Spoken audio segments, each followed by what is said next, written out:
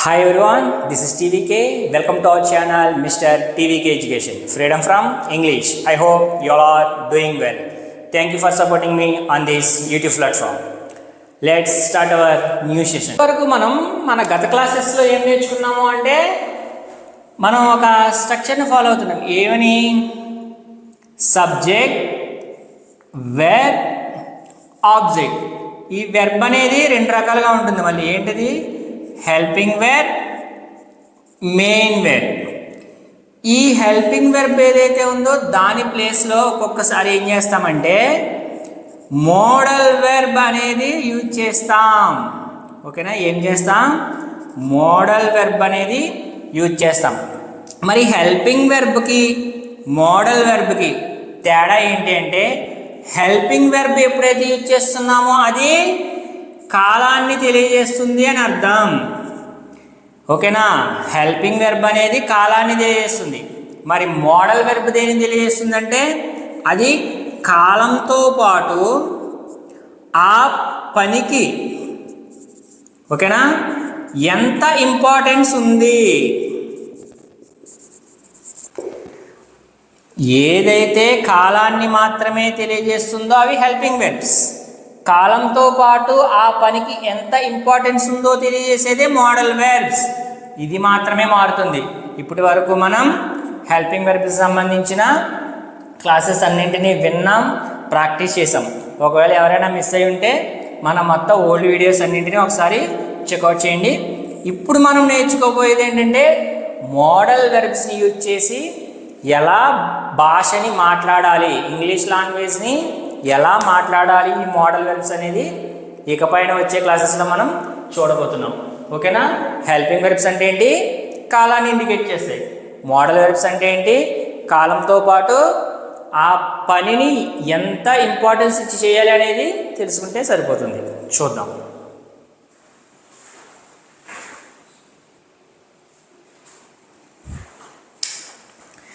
Model verbs అనేవి కూడా మనకి ఒక మోర్ దెన్ 20 అనేవి ఉంటాయి. కానీ మన రెగ్యులర్ లైఫ్లో ఎక్కువగా యూజ్ చేసేది ఏంటంటే ఒక 9 అనేవి ఉంటాయి. అవి ఏంటంటే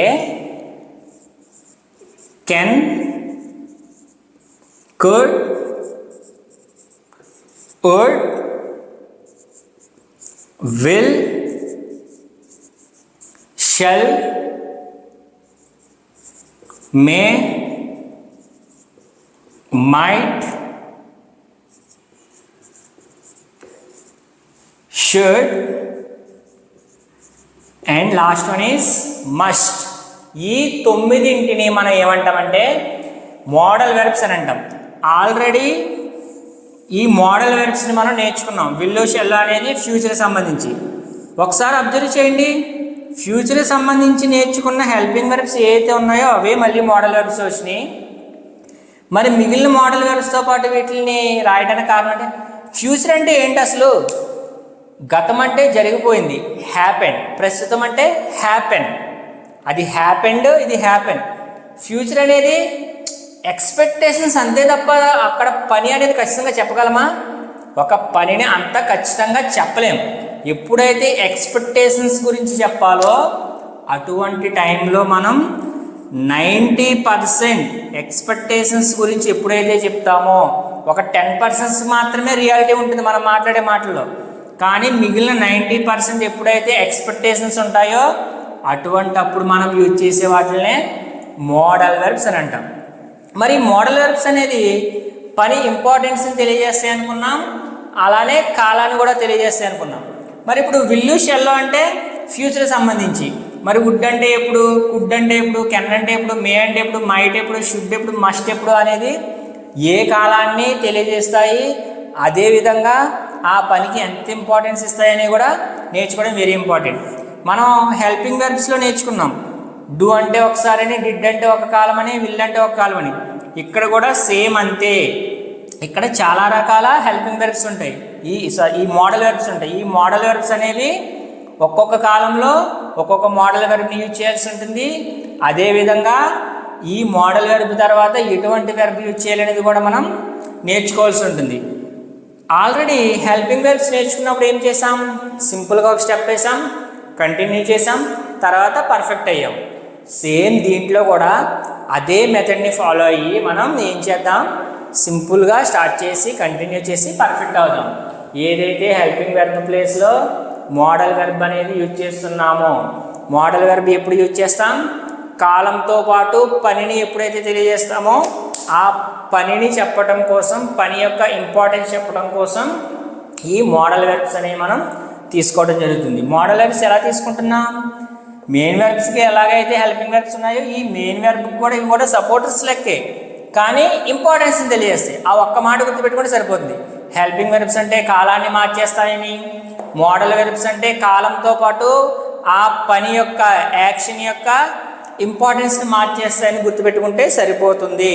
వీటి తర్వాత ఏ హెల్పింగ్ వెర్బ్ వీటి తర్వాత ఏ మెయిన్ వెర్బ్ రావాలి అనేది చూద్దాం. మనం మోడల్ వెర్బ్స్ మొత్తం ఎన్ని ఉంటాయి, 9 ఉంటాయని చెప్పుకున్నాం. మొత్తం ఇప్పుడు ఇక్కడ 7 రాసాం. ఇంకో 2 ఏంటంటే will and shall. Will and shall అనేది ఓన్లీ ఫ్యూచర్కి మాత్రం సంబంధించింది కాబట్టి, పైగా వాటిని హెల్పింగ్ వెర్బ్స్ కూడా యూజ్ చేస్తాం కాబట్టి దాని గురించి చెప్పేసుకున్నాం. కానీ ఇవి అనేది విల్ షెల్ ఓన్లీ ఫ్యూచర్ మాత్రమే, కానీ ఇవి ప్రెజెంట్, పాస్ట్, ఫ్యూచర్ వాటి ఇష్టం ఒక్కొక్కసారి ఒక్కొక్కలా బిహేవ్ చేస్తాయి. అంటే ప్రతిదీ బిహేవ్ చేస్తుందని కాదు. ఇప్పుడు కెన్ ఉందనుకోండి ఎగ్జాంపుల్, ప్రెజెంట్ ఫ్యూచర్. కుడ్ ఉందనుకోండి పాస్ట్, వుడ్ ఉందనుకోండి past, may might present future, should and must present and future. ఇలా ఇవి ఒక్కొక్కటి ఒక్కొక్క కాలంలో ఒక్కొక్కటి యూజ్ చేస్తూ ఉంటాం. ఏ కాలంలో ఏది యూజ్ చేయాలి అనేది తర్వాత చూద్దాం. ఫస్ట్ ఇది మోడల్ వెర్బ్ కింద యూజ్ చేస్తున్నాం కదా, సబ్జెక్ట్ అనేది మనకు తెలుసు. ఇక్కడ ఇంకొక విషయం ఏంటంటే హెల్పింగ్ వెర్బ్ యూజ్ చేసేటప్పుడు ఒక్కొక్క హెల్పింగ్ వెర్బ్కి ఒక్కొక్క సబ్జెక్ట్ అనేది సాటిస్ఫై అవుతుంది. కానీ ఇక్కడ I you they he she it name అన్నింటికి ఒకటే సబ్జెక్ట్, ఆల్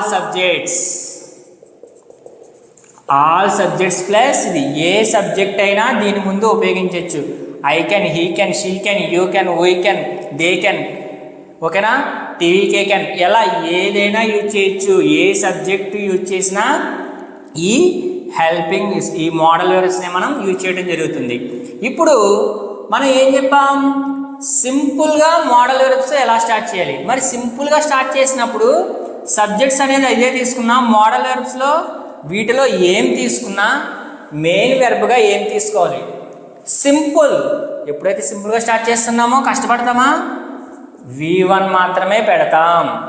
అర్థమవుతుందా? ఎప్పుడైతే సింపుల్గా స్టార్ట్ చేస్తామో సబ్జెక్ట్ ఏదైనా తీసుకోండి, మోడల్ వెర్బ్స్లో వీటిలో ఏది తీసుకున్నా దాని తరువాత పెట్టే మెయిన్ వెర్బ్ అనేది V1, దాని మొదటి రూపం, పని యొక్క మొదటి రూపం వెర్బ్ ఫామ్లో ఫస్ట్ ఏదైతే ఉంటుందో ఆ ఫామ్ని యూజ్ చేస్తే సరిపోతుంది.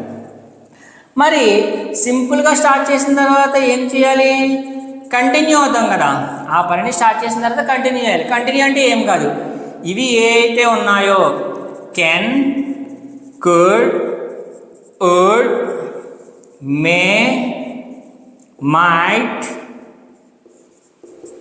షుడ్,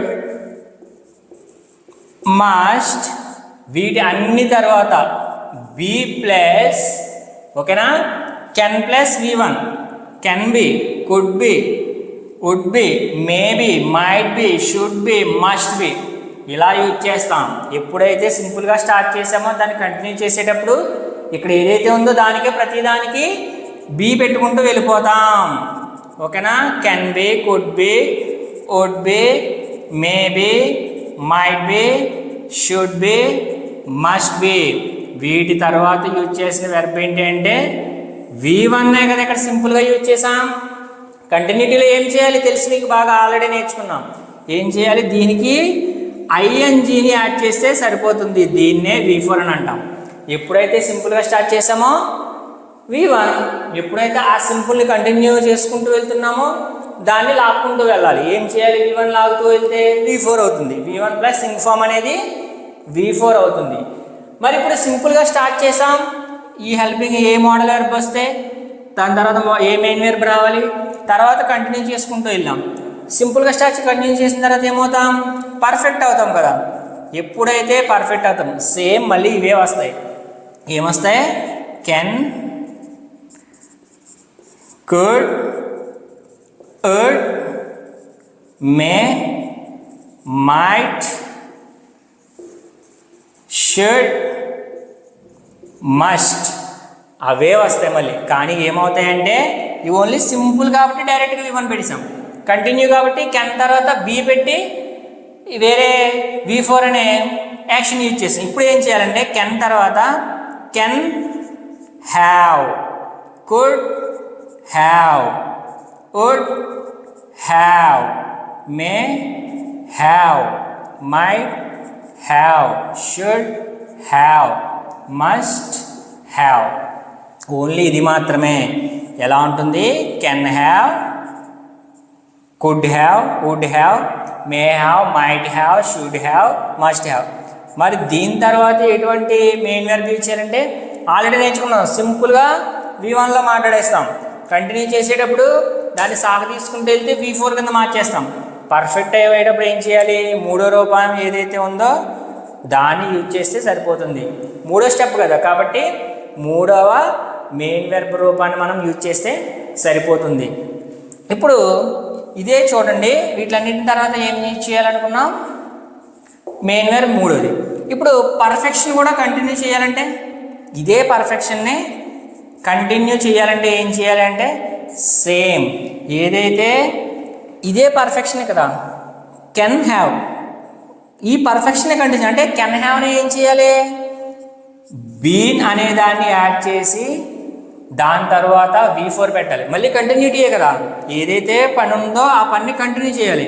కాబట్టి మళ్ళీ ఆ కంటిన్యూటీ ఫామ్ ఏదైతే ఉందో ఆ V4ని యూజ్ చేస్తే సరిపోతుంది.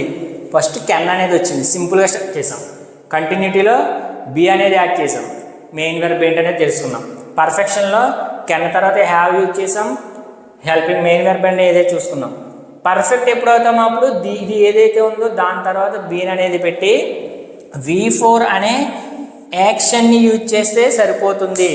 ఇక్కడ బాగా గుర్తుపెట్టుకోండి, సింపుల్గా మాట్లాడితే మోడల్ వెర్బ్ ఇది, మెయిన్ వెర్బ్ V1, కంటిన్యూటీలో బి యాడ్ చేస్తాం దానికే, అండ్ V4 అనే యాక్షన్ వెర్బ్ని యూజ్ చేస్తాం. పర్ఫెక్ట్లో కెన్ హ్యావ్, వీటికే హ్యావ్ని యూజ్ చేసి V3 అనే మెయిన్ వెర్బ్ని యూజ్ చేస్తాం. ఇదే పర్ఫెక్ట్ని కంటిన్యూ చేయాల్సి వచ్చినప్పుడు పర్ఫెక్ట్లో ఏదైతే ఉందో దాన్నే బీయింగ్ యాడ్ చేసి V4 అనే కంటిన్యూటీ యాక్షన్ని మనం యూజ్ చేస్తాం. వీటిని కేవలం మనం యాక్షన్స్ని మాత్రమే తెలియజేయడానికి ఉంటాం. ఇప్పుడు అదే హెల్పింగ్ వెర్బ్స్ వచ్చేటప్పుడు ఏం చెప్పుకున్నాం? కొన్ని బీ ఫామ్స్ ఉంటాయని. బీ ఫామ్స్ అంటే అర్థం ఏంటి? స్థితుల్ని తెలియజేస్తాయని.